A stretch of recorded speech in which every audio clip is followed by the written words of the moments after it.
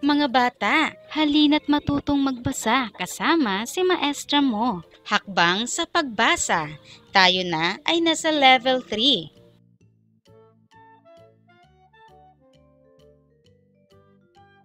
Mga bata, ano ang tawag sa titik na ito? Mahusay. Ito ay titik I na may tunog I. I. Ano ulit ang tunog?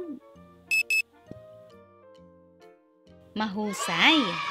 Ngayon tayo ay magbabasa ng isang talata na mayroong mga salitang may tunog I. Mga bata, tingnan at pakinggan ang aking babasahin at ulitin ito pagkatapos ng tunog na ito. Simulan na natin.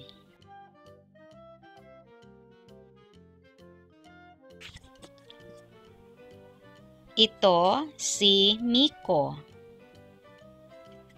May maliit na dila at labi. Hindi siya makasalita.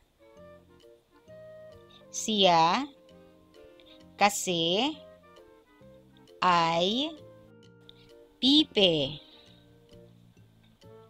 at bingi.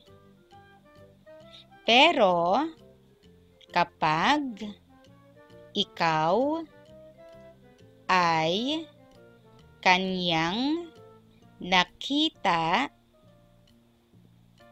siya sa iyo ay ngingiti. Basahin natin ito ng mas mabilis. Ito si Miko. May maliit na dila at labi. Hindi siya makasalita. Siya kasi ay pipe at bingi.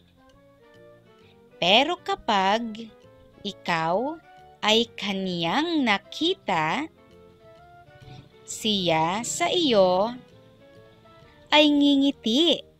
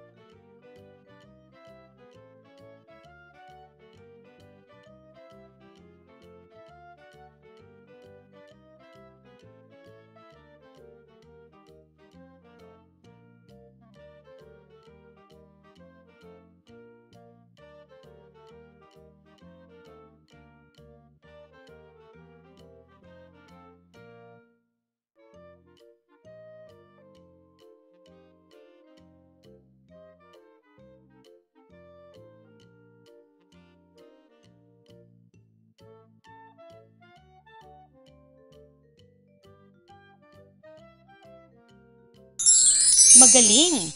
Ngayon, basahin mo naman ito ng mas mabilis.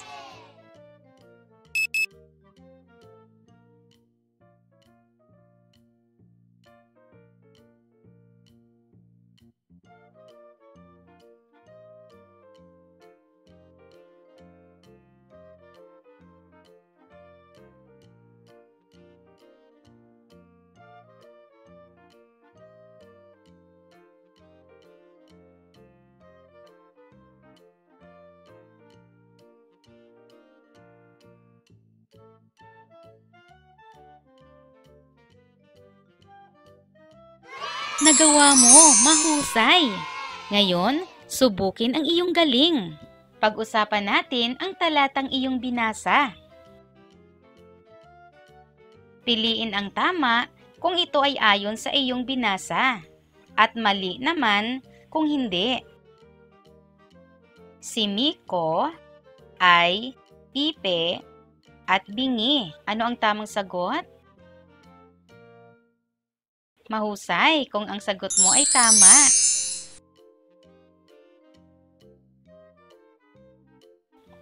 Malinaw at malakas magsalita si Miko. Ang tamang sagot ay mali. Mahusay kung ito rin ang iyong sagot.